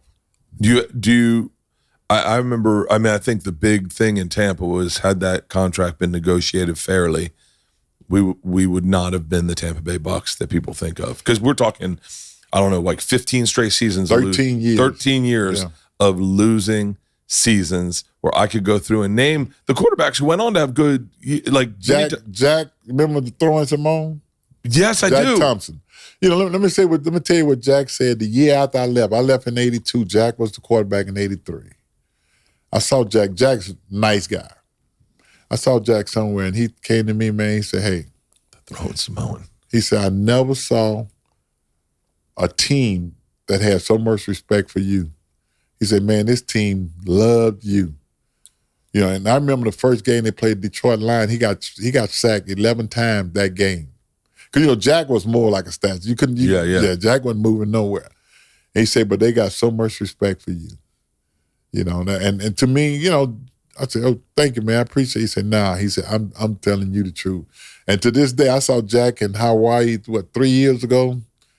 And because he was part of that Polynesian Bowl thing that they do every year. Yeah. And he came up, he working with a bank, He came to me and said, man, how you doing? Just stuff like that. But I respect Jack for making that comment. But Steve DeBerg came in after that? Steve DeBerg came in. Vinny Testaverde? Steve Young. I remember Steve Young. And then you see them go on and have great careers. You're like, God damn it, what happened to us? How come you guys couldn't do it with us? Yeah, and then you go on and play. The USFL was big as fuck. The USFL, let me tell you that we had so much talent overall. And the depth wasn't there. Didn't have the depth. And I played for the Oklahoma Outlaws first, which we didn't have a lot of talent. You had me and a couple other guys, receiver. And then went to Arizona. Frank Cush was my coach. We always was decent. We wasn't winning. Yeah. But you look around the league, you think about how many guys that played in the USFL that is Hall of Famers today. It's crazy. Yeah, Reggie White I played my last game in the USFL against Reggie White up in Memphis, the Showboats. Good God. Yeah. We had the Bandits down in Tampa. And the Bandits. Burt Reynolds was bigger than the Bandits. That's right. What's the owner name? I remember the owner. His daughter played tennis. I can't think of the name. John something. Bassett. Yeah. Nicole Bassett. Is that his daughter's name? Yeah, the daughter was a tennis player, but his name was John Bassett. Now, he had probably the best promotion than anybody in the league because he always had about 40 to 50,000 people in that stadium. When we went to USFL games too. Yeah. The Bandits came out with a shirt that glowed in the dark. That's like the hottest thing. I tell you, he was a salesman. Yeah, he was a salesman. Yeah. And Burt Reynolds was on the sidelines with Lonnie Anderson every game. I promoted that movie, his movie, The Bandit. I think so. I always wanted to meet Burt Reynolds. I met Dolly Parton once, and I said to her, I really want to meet Burt Reynolds. And Dolly Parton was so frank. She's such a funny person. She goes, honey, you better hurry up quick. He's going to be dead in 6 months. I said, okay. Did you see her in the cheerleader outfit last week? No, I didn't. You didn't? No, I didn't. I'm on the road, so I'm working nonstop. At the Dallas game, at halftime. Yeah, she was full-blown Dallas cheerleader. Man, when I was with her, she was, and I mean this as out of respect, it was a hot summer day in Pigeon Forge, and she was ice cold. She wasn't sweating. Her makeup wasn't running. She was on. She called my wife on the phone. My wife's a big Dolly Parton fan. Dolly used to donate books to the Appalachian kids, and my wife lost her mind. And then she signed a guitar, gave it to my wife. Dolly Parton's a real one. Good. She's a real one. I do. How this? You don't have to totally go into great detail, but I'm just curious. I think everyone goes through like a low point that kind of redefines them, like a bottom. And 1982 was like a sincere bottom for you. 83. April 83. Yeah, when I lost my wife. You know, my wife. You're young at the time. Yeah, 26, somewhere like that name, 26, 27. You know what? That's when I realized the contract, going through the contract thing and everything, I realized that it wasn't about football. It was about life. And I didn't care whether I played football anymore. You know, I went home. When I lost my wife, I stayed at home. And my oldest brother, who I talked about earlier, was a principal at Northwestern Middle School. And I went there to substitute every year, every day, because, you know, there's always going to be somebody who's going to miss work. Yeah. So he would call me every morning, say, you got to sub for such and such. So I go to school every day and did student teaching. And I felt like, you know, after the school year, I was going to get me a high school coaching job somewhere. And because I had a daughter who was 3 months old when her mom passed. So she was young. So I feel like somebody got to take care of her. You know, so football wasn't big to me at that particular time. It didn't matter. Really? You know, yeah, you understood that money couldn't bring my wife back. You know, money couldn't do a lot of things. So what is the NFL? What is football? You know, from that standpoint.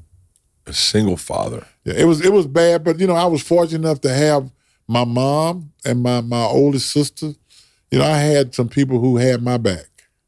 You know, I had just bought like 8 acres of land to build a house. You know, I had everything already in Louisiana. Planned. Yeah. Had that all planned out, and this happened. You know. Oh man. Yeah.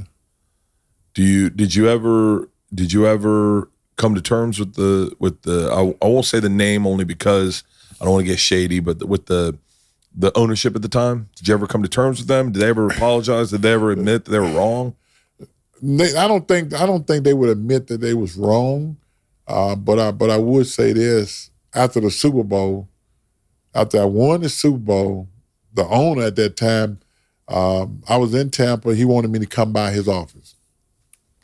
Really? I went by Hugh Coverhouse's office, and he just said, "Hey, I'm sorry, man. He said we messed up. We didn't get a chance to work that deal out."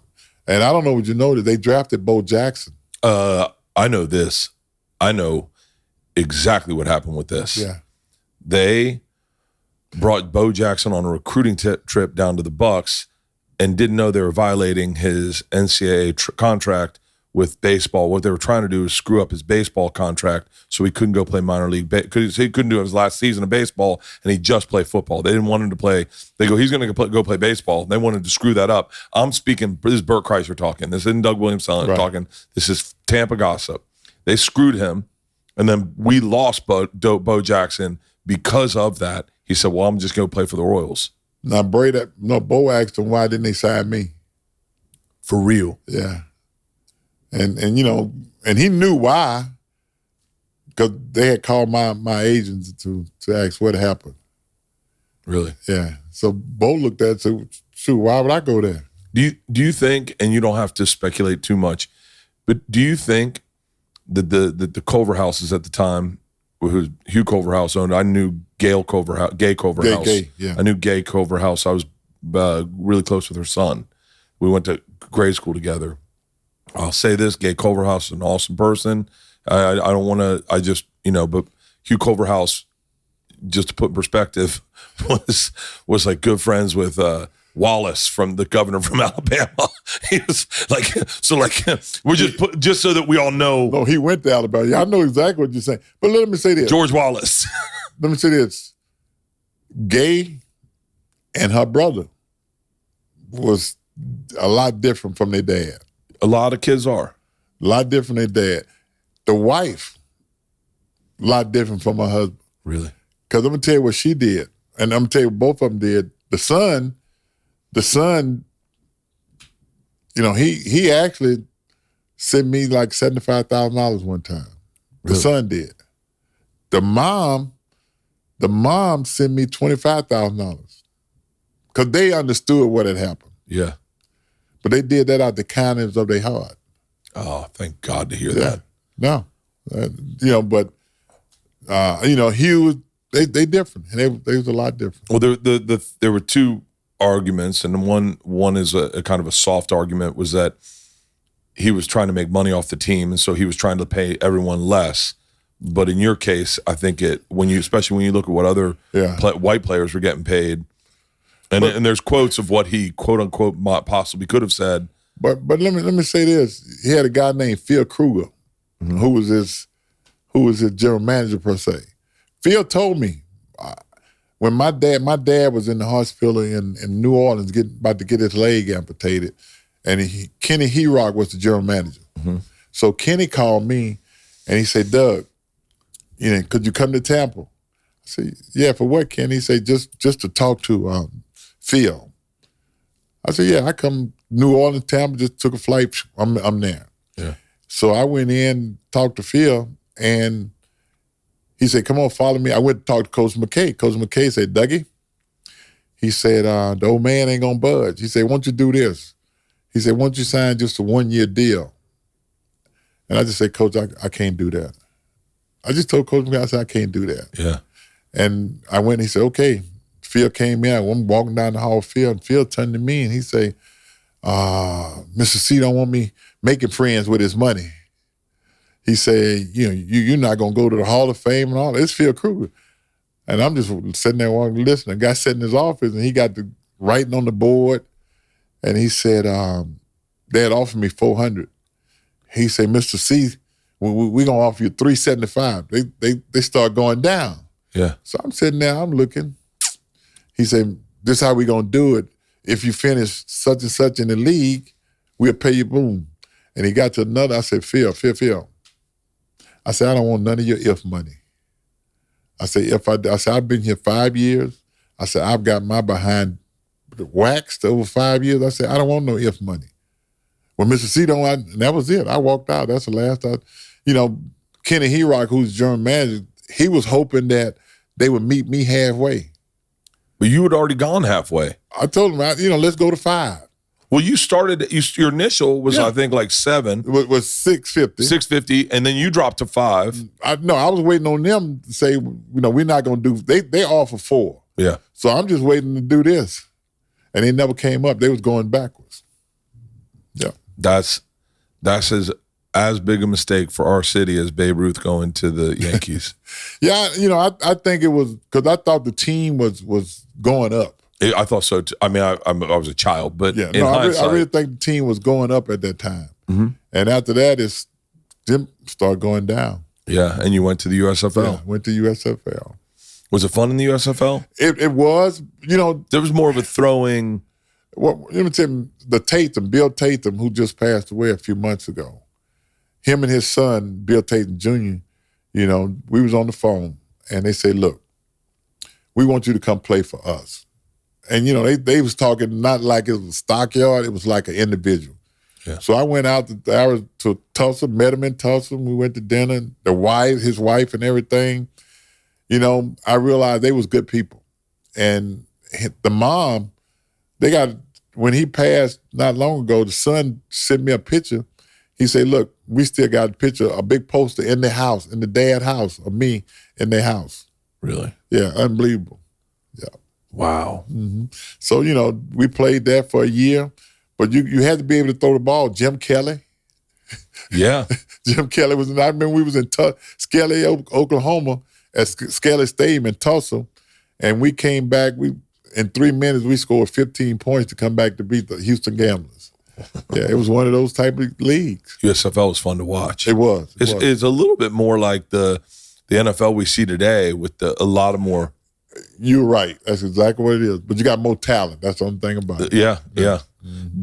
How long you were in Oklahoma for 2 years? No, Oklahoma. I went in there in '83, and I stayed through the '84 season, and then we moved to Arizona.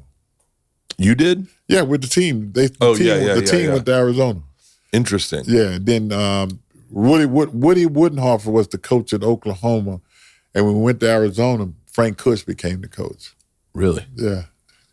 Wow. And then how soon was it your transition over? One year, boom, it was done. 85, after the 85 year, 84 and 85, then 86, it was done. I had one phone call in 86. Joe Gibbs. That's insane. He shows up again. One call, Joe Gibbs. He called me and he said, Doug, he started laughing. He said, Douglas. Joe Gibbs, let me say this. There's only 3 people call me Douglas. My mom and my brother when I was in trouble. And Joe Gibbs called me Douglas. So he got on the phone with me. He said, Douglas. I said, hey, coach, how you doing? He said, doing good. Started laughing. He said, look. He said, I'm calling. He said, I want to know, could you come to Washington to be the backup quarterback? And I said, Coach, I can be any up you want me to be because I don't have a job. He said, okay, I'm going to put you on the phone with Bobby Belton. Got on the phone with Bobby Belton, and I was next couple of days, I was flown into D.C. Gosh. And D.C. is globally a different city than Tampa. Like going to heaven. I'm really just being here, just being a part of it. I really think this is a place that really kind of. Now, don't get me wrong. I love Tampa. I love the weather. I love the teammates. But coming here was like a whole different ball game. Yeah. And then you realize you with a team that you got offensive line, you got receivers, you got everything that you need. So I said, yeah, I can be a backup. Now my mentality when I got here, I didn't come here with a backup mentality. I came here with an opportunity. I've been a starter all my life. Yeah. So that's what I wanted to do, but I couldn't take a bat and hit Jay Schrader in the knee or nothing like that. I just had to wait my turn. You were just waiting for Lawrence Taylor to do it. Yeah, let it take its course. I had nothing to do with it. That's just to put things in perspective. And once again, I got to be in like 8th grade at the time. Joe Theismann breaks his leg. Yeah. And the Redskins were the shit. It was. It was the fun bunch where they'd get in the end zone and do the high five. It was everything about that team was amazing. And then Joe Theismann breaks his leg in the most horrific fashion. Yeah, I refuse to look at it. I won't look at Travis Jordan just broke his leg. I know it, man. I was watching that game. When I saw it, I just turned away. I couldn't look at it. I fell for that boy, man. What do you think? I got to ask you, what do you think of Baker Mayfield right now? I know you were a fan of Baker Mayfield's originally, correct? Baker Mayfield's a guy that been playing this game with a chip on his shoulder. Really? And he's still playing it with a chip on his shoulder. It's unfortunate things hadn't gone the way that he wanted them to go, like he won, in the running when he was at Oklahoma. I do think Baker could play. Mm-hmm. His mentality is definitely in that mindset that he could play. Yeah. It just so happened things hadn't gone his way, Are there receivers you see that when you watch the game now, you're like, ooh, I would have liked him? That guy that we're going to face Sunday, guy by the name of Tariq Hill. Oh. He can outrun a Yoni go. Man, he can run. Him and they got another kid with him, Waddle. But you know what? I like our guys. I love McLaurin. Yeah. Him and Jahan, I think they are 2 of the best young receivers in the league. Really? Yeah. Really. So when you come to, I was fascinated mostly by the competition that, I don't know if Joe Gibb instilled it, but the competition for you and Jay Schrader at the time. There was like sincere of like who's gonna be the starter. And I wonder, I have a very competitive impulse. I can't help it. And when I stopped playing sports, I turned it off. I said, it's not healthy for me. And when I got into comedy, I would watch it rear its head and I'd squash it. And I'd go, don't do that. This is your path. But I wondered if that competitiveness drove you to play better or if it bothered you. Well, like I say, when I came here as a backup, my mentality wasn't backup. Yeah. And I think what happened in practice every day, I had a bunch of receivers that wasn't starters that we used to eat the defense up every day. And I think the coaches, was looking at it from the same perspective, say, damn, Doug is eating us up every day. And I think at the end of the day, when I got in to play, the first game of the year in 1987, Jay got hurt. And I came in, we played Philadelphia. We ended up winning the game. I think the key was the offensive line loved playing with me because they knew where I was going to be. Jay was a guy that, if the rush was close, it always flushed him out. And you go somewhere, when the offensive line got his back turned, he don't know where the quarterback is. Yeah. Because you got a quarterback running to the right or to the left, he can't block that guy. He's going to get called for holding. Yeah. Because the guy going to come off. And I know the center, Jeff Bostic, and everybody else felt like the best guy for them once they saw I can play. Yeah. So they felt like the best guy for them was Doug Williams. And I'm sure when they was in their meeting, they told Coach Buse and the defensive coach, probably was telling Coach Gibbs this and that. Because after that last game in 1987, I came off the bench in Minnesota and we ended up winning the game with a post press conference. That's when Coach Gibbs said during the playoff, he said, hey, Doug Williams is going to be the quarterback. So I think it hit him then that what he had been hearing all year, Yeah. I think that was the key. Was there extra weight on your shoulders being possibly the first African-American quarterback to start in a Super Bowl? Was there extra pressure on your shoulders, or was it one of those things between the lines didn't matter? You see, because they were putting it. That was every question that was asked. Yeah. But see, I've been an athlete all my life since I was about 7 years old. Yeah, and I've learned and realized that pressure was something that you put up on yourself, and I wasn't gonna let no man put pressure on me. I understood the significance of me playing in the Super Bowl. Now, I looked in the mirror every day and thought about it, but I could not go out and think that I'm playing for the whole world or the whole black race. You couldn't do that because now you're putting pressure on yourself. Yeah. And I had to go out and play for me. And what I did was the week of that game, and even the week before that, I refused to do interviews because I knew it was all going to be about the black quarterback. Yeah. And I didn't want to answer those questions. And when we got to San Diego, the only time I did the media was when I was required to do the media. So at the hotel, you had all these reporters around the hotel, trying to get a quote here, trying to get a statement here, what have you.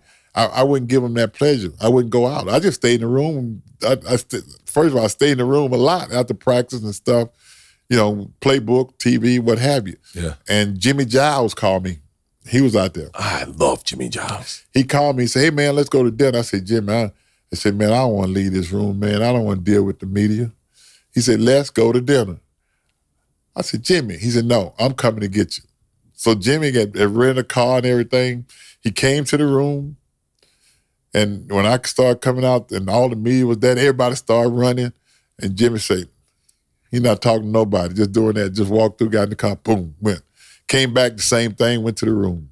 Yeah. That's the only time I got out in San Diego that week. What did you guys have for dinner? I'm sure it was a steak. Yeah, but that's what it was. And I understood it. When I ran from under that tunnel that day with all the balloons and running out there and knowing that I was going to be the first African-American to play, but realized that I couldn't do this for America. I had to do it for me. Mm-hmm. And that first quarter, when things wasn't going right, it was just a matter we got to get it right. And towards the end of that first quarter, when I slipped and went to the ground and hurt my knee. That is, by the way, it looked like you broke your hip. I know, but I'm laying there, leg out. The trainer come out, Keoki, and he was about to put his hand on my knee, and I said, don't touch me. I said, don't touch me. I said, because if the good Lord let me get up, I'm going to finish this game. Yeah. And he didn't touch me, and I got up and shook it off. But it was hurting. Went to the sideline and was limping and all that. And the Elway went in, 3 and out. They punted. Coach Gibbs came back to me. He said, Douglas, you ready? I said, yeah, Coach, let's go. He said, okay, let's get this sucker to running. That's what Coach Gibbs said. He said, let's get this sucker to moving. And the first play, Ricky Sanders, 80 yards. Yeah. And the rest of it was history. Yeah. At what point did you start relaxing in the game where you're like, I've got this? No, once I hit Ricky, because, our mentality, our whole team mentality, especially on offense, was Denver cannot hold up against us physically. Mm-hmm. And once we hit that, it's 10-7 now. Yeah. We realize now we in a ball game, that this is going to be our game to win it. That's when everything was, and you can close your eyes, whatever he called, we ran it. Remember this, second quarter, we ran 18 plays and scored 35 points. You guys ran away with it. It was over with. It was over with at halftime. Bew came to me and my knee was beginning to swell and everything. He said, hey, Stud. That's what he called me. Stud. Thud? No, Thud. Oh. Stud. Oh, Stud. Yeah. He said, hey, Stud. He said, we got this. You can stay on the sideline the rest of the quarter if you want to. And I said, no, Coach. I said, I started this one. I'm going to finish this one. Yeah. And, I went back and with the doctors and we took a couple shots and stuff and went out and finished the game. And after the game, I couldn't even bend my knee. I was dragging it, actually. Really? And everybody else was out partying that night. I was in my room, with my leg propped up. And at that time, my daughter, who was 5 years old at the time, she came to me. She said, guess what, Dad? I'm laying in bed. She was laying on me. She said, guess what? I said, I went to sleep at the game. She put it in perspective for me. It was a game. Wow, I didn't even realize you had a 5-year-old at the time. Yeah, Still a single parent. But that was the daughter that I had with my wife. Ashley? Yeah, that was Ashley. Yeah. Yeah. She said, yep, I went to sleep during the game. She's younger than me. She's 40. She's 40 years old. 40. You still have young kids. She's 44. I got a 16 and a 17 that playing basketball tonight. How often do you get recognized? All the time around here. Around here, definitely, I bet. Yeah. And then everywhere I go, I'm going to run into somebody, whatever airport or what have you. And you know what? It's nothing like meeting people, man. Yeah, I love it. And most people come in and everybody think about, man, I remember watching you. They can tell you exactly where they were that day. Exactly. You left that impact on all of us. They can tell you. I mean, man, I was in the service. I was over in Germany. I was in certain part of the country. I was at my mom's house here, and they say they always remember where they were. Are there plays that stand out to you, passes you through that stand out to you that go, like you have one, I remember, like there's one that's burned into my mind. It's the last play of the NFC Championship. And it's Gary Clark. Yeah? You talking about in the end zone? Yeah. Yeah, you know what? That wasn't the play. He's supposed to have ran a corner route, but they was overplaying him. He was supposed to go up in the corner. They was overplaying him, and he just turned and just hooked up. And to this day, I don't even know how I did that because I'm thinking corner too. But I guess, when I looked over and I saw him doing this, boom, I just threw the ball and hit him. He said hit him in the chest. He almost dropped it right then. I remember that play. That's one pass. The one sitting on my behind is another play. I remember that. And during that 87 season, we played Detroit. I came in off the bench, and I was running up in the pocket and hit Gary Clark, and I threw it to the back of his shoulder, hit him in the end zone for a TD pass. And another Gary Clark in the Super Bowl was actually a hot. He wasn't supposed to get it. I was supposed to give it to tailback who was wide open because his man blitz. Yeah. All they do is drop to him. He would have went for about 40, 50 yards. But Gary Clark was one-on-one with Steve, and Gary ran a corner route, and nobody back here. I just took the hit and just put the ball in the air. Gary ran up on it, TD. When you have a pass that's in between two defenders and you see it go perfectly, makes you feel good. It really does. Just like I just talked about that pass to Gary, I threw it the only place it can be thrown. For him to get it, if he don't get it, it go out of bounds. But DB can't get it. Just like the last one to Clint Didier, when they said getting to be Didier time. Yeah. He ran that 7 route, boom, and TV look like it's coming into your living room, it's right in his hand. It things like that the pass to Ricky Sanders to get it started was actually supposed to have been just a hitch route, 7-yard hitch. But they came up, pressed no help.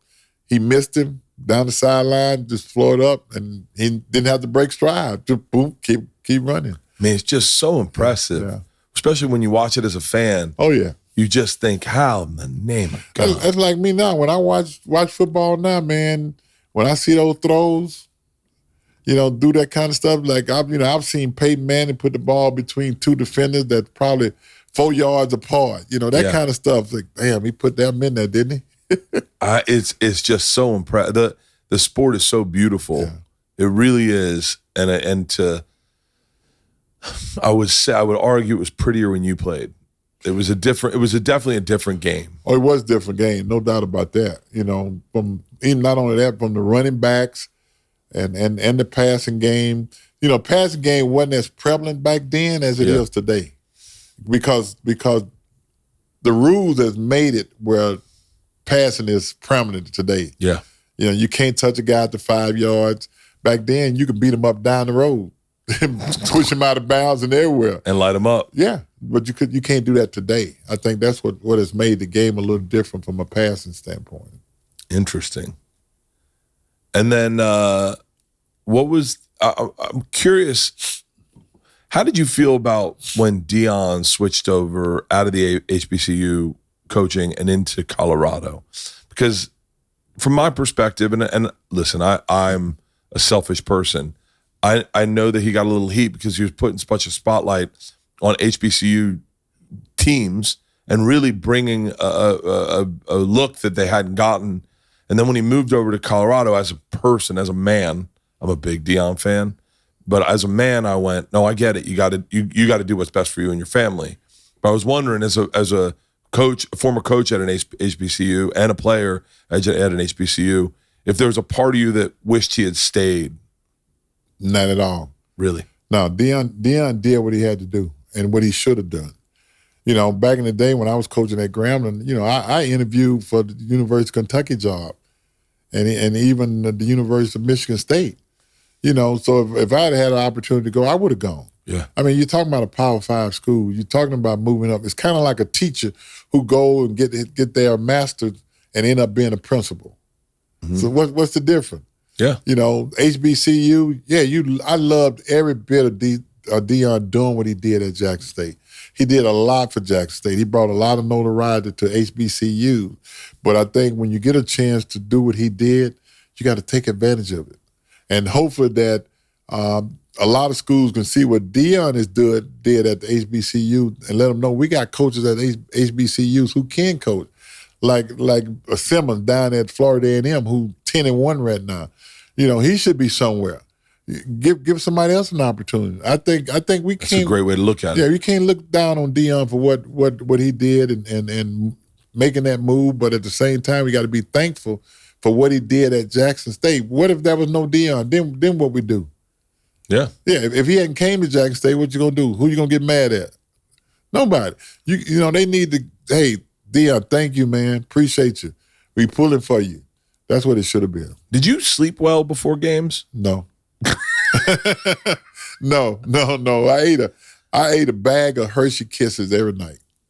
Really? Yeah, Hershey Kisses. The Super Bowl, I had a 4-hour root canal Saturday before the Super Bowl. Did you know that? No. Yeah, I didn't practice Saturday. I didn't practice at all Saturday. I woke up Saturday morning, man, tooth was hurting. I called the team dentist. He had a friend out in La Jolla, and we went there, and they took x-ray, and they said, hey, all I can say, we got to do an emergency root canal. I did the root canal, and when I got back to the hotel, the team was leaving to go to another hotel, and as soon as I got there, I had to get my bag and go with them. Went to the hotel, I was on Percocet. Kind of eased the pain a little bit. But that night, I'm looking over the plays and stuff, and I had to find out how I was going to eat these Hershey Kisses. So I had the root canal on my left side. I ate them. I ate them. I put them on my right side. I had to eat them. I did that every game. Had a bag of Hershey Kisses. Really? Was that like one of your rituals? Yeah, that's what it was. Yeah. And you know what? I didn't look at it as a ritual. I just look at it like something I had to have. Yeah. Yeah, that was part of the routine. Did you have a routine game day? Like, no, I just go to my locker, man, sit there for a minute, pull your clothes off and go get tape and come back and sit a while. I like to be there early. Take your time, put your shoes on, put your socks on, put your pants on, you put your pads and jersey on later, just sit there and BS a little bit and get ready for game time. Who's the funniest guy in the locker room when you played for them? Dexter Manley was the guy. Dexter Manley? That you want to just watch, man. Dexter almost marched a hole in the floor, just going back and forth. You just see him, he had his earphones on, he's sweating on, like he was mad with the world, and you just sit there and you just doing like this. No, it was fun watching Dexter Manley. Yeah, really Dexter Manley was. There were so many personalities, like Lester Hayes. There were so many big personalities when I was a kid. Back in that time, you had a lot of personality on every team. Yeah, you had somebody that was a character per se, mm-hmm. and you had to have those guys to be who you are. I remember Coach Gibbs told me about Dexter. He said, as long as Dexter's hurting Dexter, we're gonna deal with Dexter. But if Dexter started hurting the team, we can't deal with Dexter. And that made sense. Yeah. Yeah. Dexter had some extracurriculars. Yeah, but Dexter, I'm talking about all other stuff. We knew what he did off the field and stuff, which was bad. But, today, that's one of my closest guys. I call him all the time just to see how he's turned his life around. I talk to him all the time. That's really? My man, yeah. Do you have a group text with any of those guys? Nobody, yeah.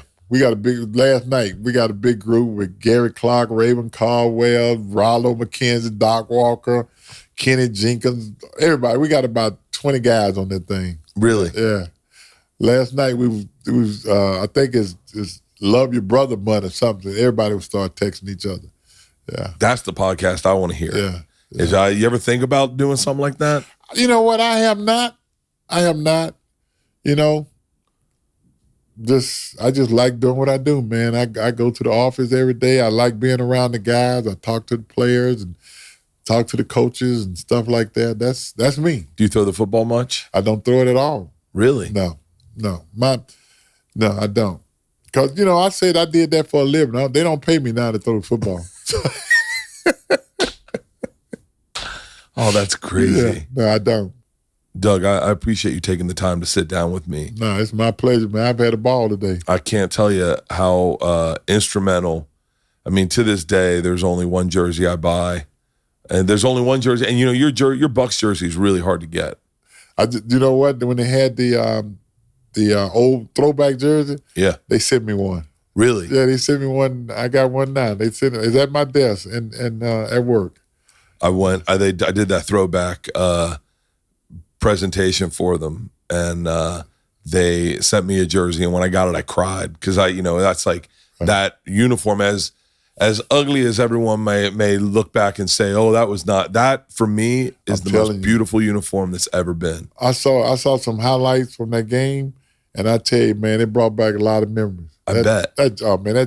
That white and creamsicles, you can't beat that. Dude, there's so much about, like, I remember you go to gas stations, you guys all had posters at gas stations.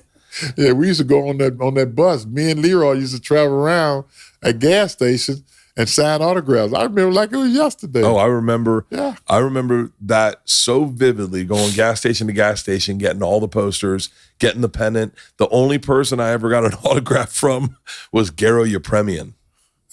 Isn't that crazy? That's the only Burns Steakhouse. Steakhouse. My dad was like, "Buddy, Gary Yepremian's here," and I was like, "What?" And so we went up, and he was like, "Hello, it's good to meet you." Here comes the vacuum. You remember that? Oh yeah, but I tell you what, old sombrero, it was the best field in the whole league to get sacked on. Really? Yeah, that grass was like carpet. Really? I mean, it was. Not that I wanted to be sacked. Yeah. But if you're going to get sacked on that field. Yeah. Well, I sincerely appreciate you taking the time. You continue to be a hero of mine, and I'm so fucking lucky that whatever happened in my life, that it worked out, that I got to meet you. Thank you. My pleasure. I appreciate it, man. All right. Thank you. All right. That was great.